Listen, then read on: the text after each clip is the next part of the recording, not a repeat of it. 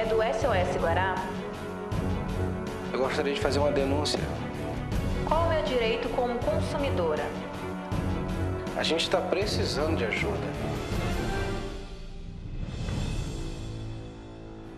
Olá, está no ar o programa SOS Guará. Os moradores da Areinha entraram em contato com a produção do SOS Guará para reclamar da falta de infraestrutura no bairro. Um problema crônico que vem se arrastando nos últimos anos. O lixo acumulado e o esgoto a céu aberto geram mau cheiro e expõe a comunidade ao risco de contrair doenças. A Prefeitura Municipal de São Luís já foi informada do problema. A Areinha começou a ser habitada na década de 60. Os problemas de infraestrutura são tão antigos quanto o próprio bairro. Sucessivas administrações municipais passaram sem que este cenário tão desfavorável sofresse qualquer mudança positiva. A Avenida 2 é um dos maiores exemplos do descaso. Uma avenida sem asfalto em grande parte de sua extensão. Ao lado, um grande esgoto ao ar livre. Esta parte da vala da Areinha não recebeu nenhuma obra na época em que a principal vala do bairro e da Macaúba foram urbanizados. Mau cheiro, lixo e risco de doenças completam o tripé indesejado pelos moradores. Jonas é morador antigo da Areinha. Tem 30 anos de idade. Vive no bairro desde que nasceu. Reclama que as carências da Areinha não se limitam à precária infraestrutura. Faltam serviços no bairro. Porque tudo que a gente precisa, a gente tem que solicitar ou ir a bairros vizinhos. Se precisa fazer uma consulta, tem que procurar o posto de saúde mais próximo do bairro. E se a gente precisa fazer uma feira, temos que ir para a feira do bairro de Fátima ou bairro vizinhos. Então, assim, a carência do bairro é grande sobre infraestrutura. Jonas se empenha num projeto quase individual. Este documento apresenta deficiências da Rua 2 e de outras ruas da Areinha em fotografias. Nos papéis, algumas reivindicações que serão levadas à Prefeitura de São Luís. Ele coletou 100 assinaturas e quer chegar a 2.000. E nós estamos aqui com a solicitação das infraestruturas, que seriam essas, aqui que eu vou citar. Nós queríamos que viesse para cá uma Praça da Juventude, se não for possível uma Praça da Juventude, que se fosse implantada uma praça de porte acessível para trazer a área e lazer para a comunidade. Também queríamos implantar aqui um posto de saúde, queremos implantar o Farol da Juventude, o posto policial fixo no bairro Areinha para manter a segurança e a norma do bairro.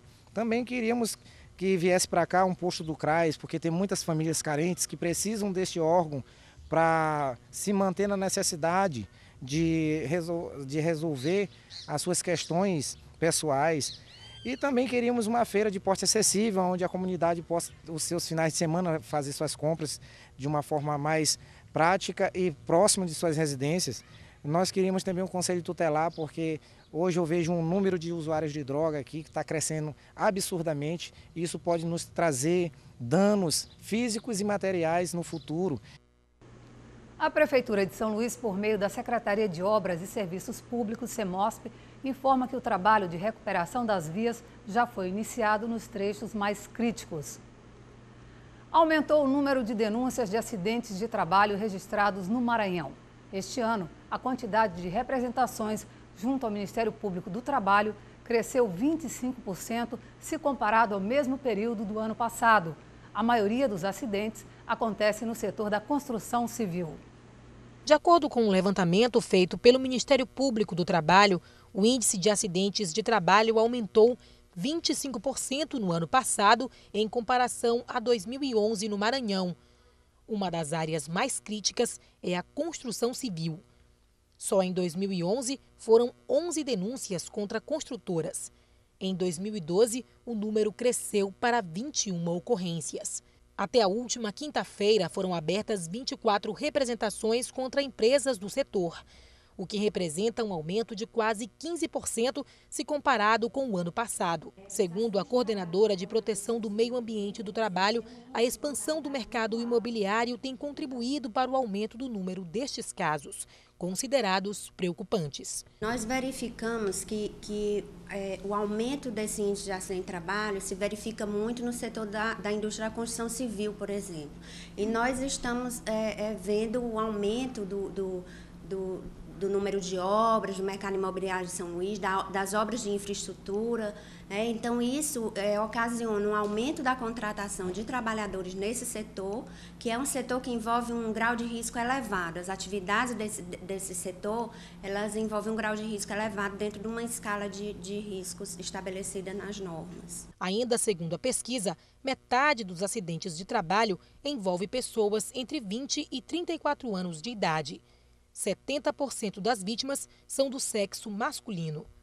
O descumprimento de normas por parte dos empregadores é outro fator que colabora com estas ocorrências. Existem normas do Ministério do Trabalho que regulam e estabelecem critérios de saúde e segurança do trabalho. As normas são bem elaboradas, são suficientes. O que se verifica é que o empregador descumpre sistematicamente essas normas. O estudo mostra ainda que para cada 100 mil acidentes de trabalho que acontecem no Maranhão, são registradas 82 mortes. No caso da construção civil, a situação é ainda mais crítica.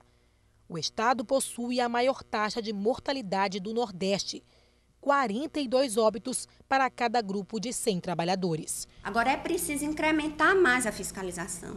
Nós precisamos, por exemplo, de mais auditores no Ministério do Trabalho, que são profissionais essenciais nessa política de saúde e segurança, de conscientização dos empregadores quanto ao cumprimento dessas normas. Esta sexta-feira foi comemorado o Dia Nacional de Combate à Hipertensão. Em São Luís, profissionais de saúde realizaram atividades para orientar a população sobre os riscos da pressão alta. A doença atinge 30% dos brasileiros e, em geral, não apresenta sintomas, o que torna a prevenção o melhor remédio para evitar suas complicações como infarto e acidente vascular cerebral. No Dia Nacional de Prevenção e Combate à Pressão Arterial, dezenas de pessoas chegaram cedo ao ginásio do Parque do Bom Menino, no centro de São Luís, para participarem das atividades gratuitas de conscientização e prevenção da pressão arterial, doença que atinge 1 em cada 3 brasileiros em idade adulta. A pressão alta pode começar cedo. 3% das crianças e adolescentes enfrentam o problema no mundo. No entanto, a doença pode se instalar entre os 30 e 50 anos e tem mais risco de se desenvolver conforme a idade. O diagnóstico de pressão arterial é maior em mulheres do que em homens, de acordo com o Ministério da Saúde. A hipertensão arterial ou pressão alta é uma doença que ataca os vasos sanguíneos, coração, cérebro, olhos e pode causar paralisação dos rins.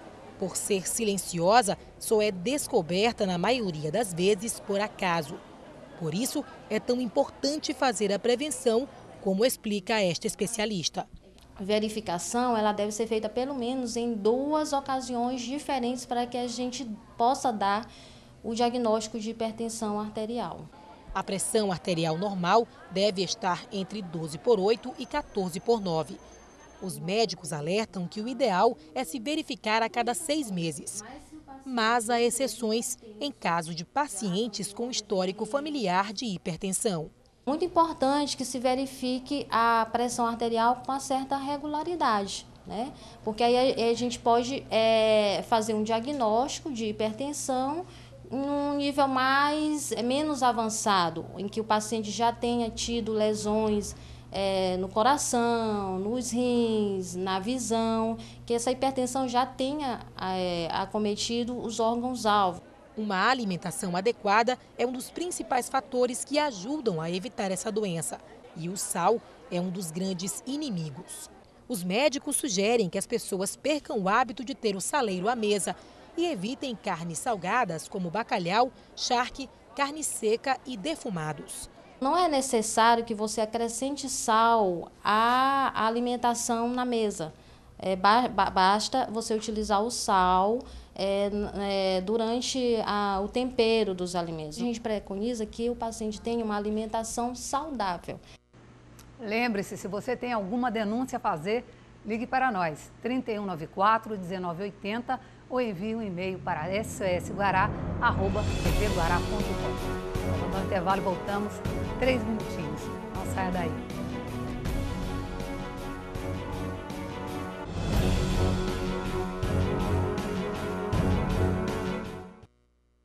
Estamos de volta. O programa SOS Guará faz um alerta aos consumidores maranhenses que perderam seus documentos recentemente.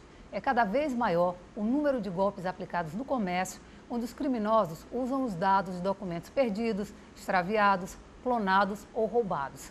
Quem for vítima de roubo ou perder seus documentos, além de fazer o boletim de ocorrência na delegacia mais próxima da sua casa, também deve registrar um alerta na Serasa Experian para evitar que suje o seu nome no comércio. Esse é o tema do quadro Consumir é Legal desta sexta-feira, com a participação do advogado e nosso consultor jurídico, Eric Abdala Brito.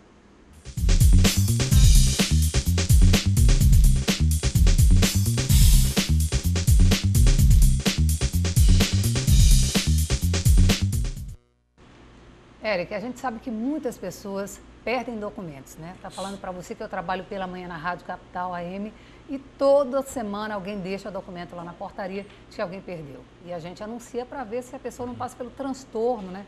Não só de tirar a segunda via de todos os documentos, mas às vezes de ser vítima também de um golpe. De um golpe, né?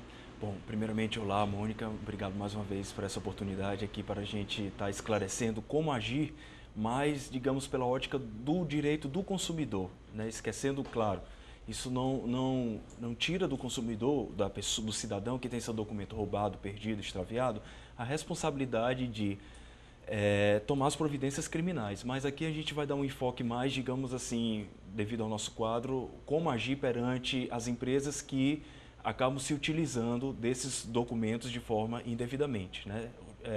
Quando apresentados por meliantes. Com certeza, até porque você não tem como checar. Você chega lá com o documento, né, ou contrata um serviço usando aqueles dados daquele documento e a empresa muitas vezes não tem como checar, né, a veracidade se realmente é o dono do documento que está fazendo aquilo ali. Vamos contratar, por exemplo, um serviço, né, de internet na minha casa ou uma assinatura de uma televisão e aí depois, quando o dono do documento souber, a fatura já está sendo feita e o nome já está sujo. Exatamente. Então, assim, como agir, né? Eu acho que indo direto ao ponto. Passo a passo, vamos explicar. Isso. Acredito que a primeira coisa que um cidadão, quando toma conhecimento de que teve qualquer documento seu pessoal, principalmente que tenha foto e assinatura, roubado, perdido, extraviado, furtado, a primeira providência imediata, como você falou no começo do programa, é registrar um boletim de ocorrência, preferencialmente na delegacia de roubos e furtos. Como também, novamente, você falou, o Serasa já tem um setor próprio para registrar esse tipo de ocorrência também, ou seja, para que, digamos assim, que o próprio órgão, Serasa no caso, já fique alerta.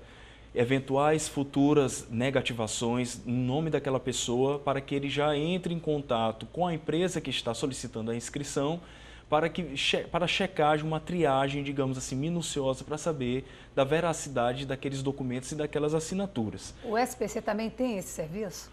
Bom, até um último, digamos assim, uma última notícia que eu tive, ele tinha, tá certo? Agora, acredito que precisa se confirmar se o SPC local já está adotando, sim, o setor. Eu soube que, salvo engano, que o SPC de Brasília, o setor local e regional de Brasília já tem também, tal como o Serasa, um setor específico para receber esse tipo de notícia do consumidor que teve seu documento furtado, roubado ou extraviado. Bom, Eric, o consumidor que está passando agora por uma situação dessa, chegou à casa dele uma cobrança de um serviço que ele não contratou, o que ele tem que fazer? Bom, munido de posse do boletim de ocorrência e também da comunicação formal com o Serasa, com o protocolo, eu acho que, primeiramente, vale uma tentativa de contato com a empresa que está cobrando e, principalmente, enviando-lhe por fax ou por e-mail, ou então postando para a sede da empresa uma cópia desse boletim de ocorrência, uma cópia, se for o caso, da segunda via do seu RG, a segunda via do seu CPF, demonstrando pelo menos pelas datas, para que a empresa veja que a data que foi expedida a segunda via do documento, com a data que foi registrado o boletim de ocorrência e entre em conflito com a data em que foi assinado o contrato, para a empresa ter pelo menos um mínimo de certeza quanto a mais ou menos um indício de que aquelas alegações do consumidor são verídicas, certo? Bom, mas assim, o que a gente vê muito na prática é que mesmo o consumidor tomando essa medida extrajudicial, digamos assim, Muitas empresas persistem na cobrança, persistem inclusive na inscrição no SPC no Serasa e muitas vão até além e tomam com medidas judiciais de cobrança por aquele cidadão de bem, de boa fé, que obviamente não contratou aquele serviço. Então, eu acredito que você expedindo o boletim de ocorrência e expedindo o protocolo no Serasa para a empresa que o está cobrando, mesmo assim não der resultado, eu acredito que você já, nesse caso, para que evite transtornos, para que seu nome não entre em SPC, não entre em Serasa, vale uma medida judicial com um pedido de tutela de urgência, seja de liminar, seja de tutela antecipada, para que você deve provocar o judiciário em virtude da inércia daquela empresa, que provocada, porém não agiu, não cessou, não cancelou o contrato, não cessou as cobranças, não retirou seu nome da SPC de Serasa, infelizmente você deve, na prática, provocar o judiciário. E aí, com uma decisão judicial, seja para excluir seu nome dos órgãos de restrição ao crédito, seja para se abster de qualquer outra cobrança, eu acredito que o consumidor se sinta mais resguardado. Agora, é claro que é passivo... Esse processo demora muito? Bom, se a causa, digamos assim, for até 40 salários mínimos, o consumidor pode se valer dos juizados especiais cíveis, né? Que, em regra, o processo é mais, digamos assim, mais simples e, digamos assim, tem uma duração mais razoável, tá certo? O consumidor entra com a ação, já tem a data da audiência agendada quando o protocolo de ação, e aí é confiar numa decisão judicial para que ele possa ter seus direitos tutelados. Agora, nesse caso, havendo, digamos assim, inscrição indevida do consumidor vítima da fraude, é pacífico no tribunal, em todos os tribunais do país, que cabe inclusive pedir indenização por danos morais em face daquela empresa, que deve se munir de todos os meios de segurança para conferir a autenticidade daqueles documentos. Ok, obrigada pela sua participação. Eu que agradeço. Nós vamos a mais um intervalo e voltamos já já. Não saia daí.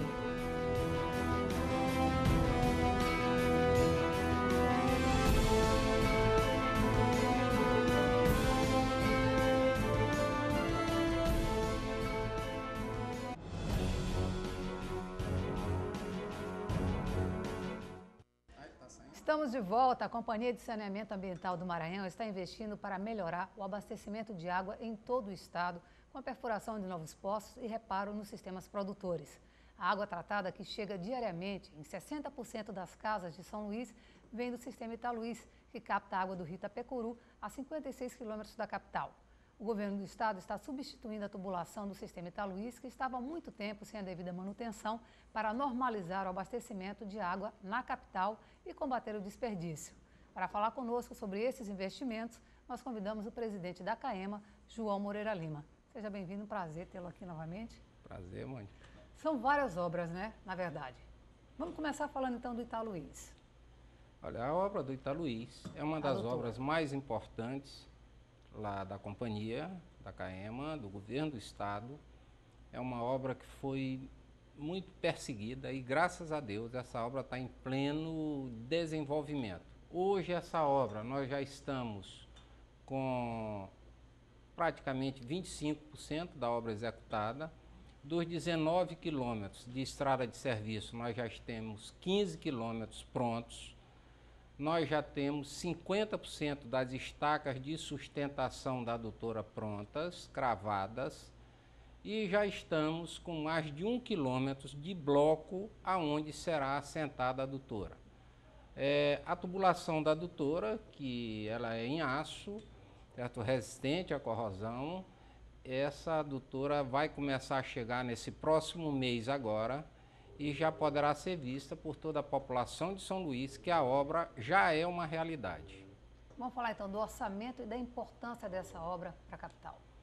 Olha, essa obra é muito importante porque ela vai nos dar garantias operacionais do sistema. E, ao mesmo tempo, nós iremos ter um incremento na produção de água para abastecer a cidade de São Luís.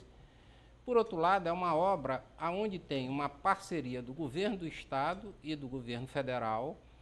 Nós entramos com uma contrapartida e ela hoje está orçada em 106 milhões. E, ao mesmo tempo, também com esse recurso, mais 20 milhões, nós iremos começar a iniciar agora o assentamento, a instalação dos micromedidores nas residências, que é muito importante para evitar o desperdício de água. Com essa obra também evitaremos novos rompimentos e também a CAEMA vai poder operar com a sua capacidade total? Com certeza absoluta. Nós, com essa obra, com a conclusão da obra do sistema Paciência 1 e 2 e a instalação dos hidrômetros, praticamente o desperdício será acabado aqui em São Luís. Nós não teremos mais esse rodízio de água aqui de São Luís. Em quanto tempo isso deve acontecer? Olha, essa obra está prevista a conclusão dela no final do ano e início de operação dela até março, porque aí tem os ajustes e tal. Até março ela já deve estar em plena carga em funcionamento. Esse período de chuvas pode atrapalhar um pouco? Tem chovido bastante aqui, né? Olha, ele está atrapalhando um pouco, mas o governo do estado, a governadora, tem nos pedido para fazer muitos esforços para que essa obra seja entregue no prazo até o final do ano. Até dezembro ela tem que estar pronta. Isso é uma meta do governo do estado, do nosso secretário Ricardo Murat. Então vamos falar dos outros sistemas aqui em São Luís também que passam por reparos, por obras que acontecem aqui na ilha.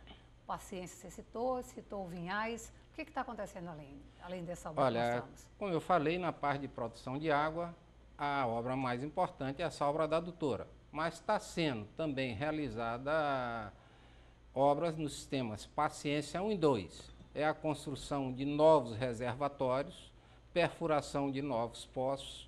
Essa obra já está em torno de 80% executada.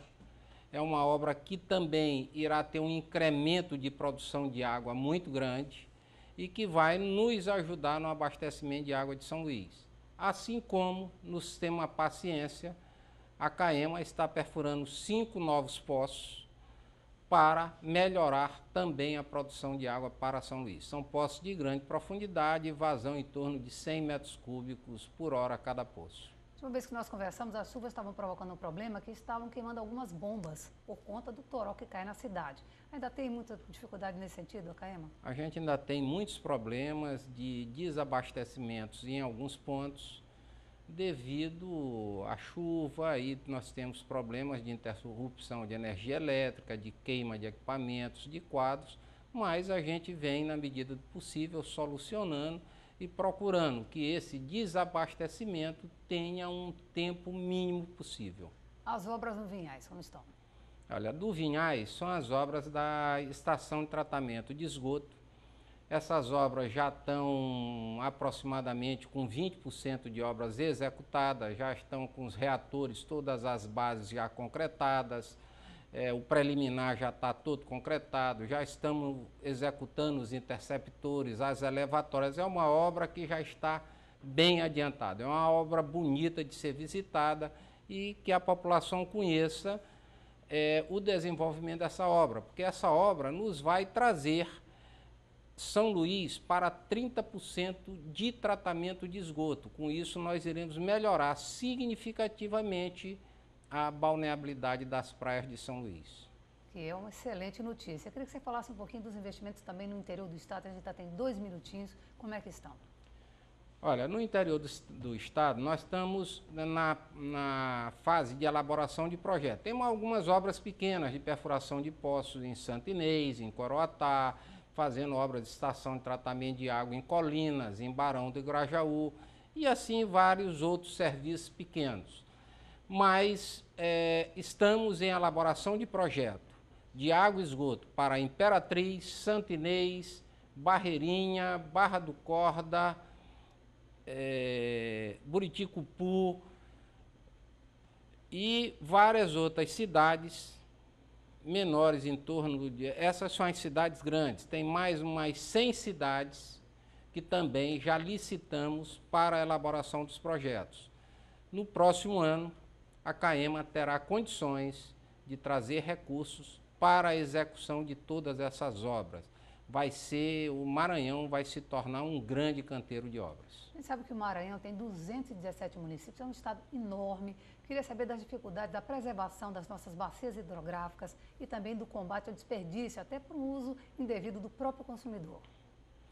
Olha, com relação à preservação dessas bacias, eu diria que não tem que partir só do governo. Isso tem que partir da população, partir das prefeituras, do governo do estado, do governo federal.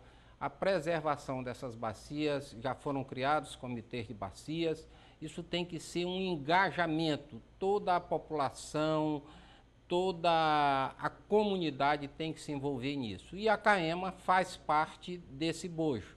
Nós participamos principalmente aqui com a nascente lá do rio Itapecuru, lá em Mirador, que é um dos rios mais importantes para a gente. Então eu acho que isso deve ser preservado por todo mundo. É o lixo, a gente tem visto muitas reportagens aí ao longo do Brasil, a Baía de Guanabara que virou um lixão, e a gente tem que evitar isso nos nossos sistemas, nos nossos rios. O consumidor está mais consciente na hora de usar água? Nós temos que melhorar essa consciência do consumidor. Infelizmente, Mônica, o consumidor ainda desperdiça muita água, mas, de certa maneira, a CAEMA tem um pouco de culpa, porque nós não temos os micromedidores. E com a instalação desses micromedidores, a gente tende a educar um pouco essa população. Quero agradecer a sua participação e que você faça as considerações finais. Olha, eu agradeço aqui essa abertura para a gente mostrar um pouquinho das nossas obras, falar um pouquinho delas e dizer que o governo do estado está se empenhando ao máximo para resolver o problema do desabastecimento de água de São Luís. E acredito, tenho certeza absoluta que no próximo ano a gente não estará nessa penúria da falta de água na nossa cidade. Ok, obrigada pela sua participação. O programa SOS Guará se despede por aqui. Estaremos de volta na segunda-feira, às 19h45. Nosso programa é reprisado de segunda a sexta, às 6 da manhã. Para fazer sua denúncia, basta ligar 3194-1980 ou enviar e-mail para sosguará@tvguará.com. Obrigada pela audiência e até segunda.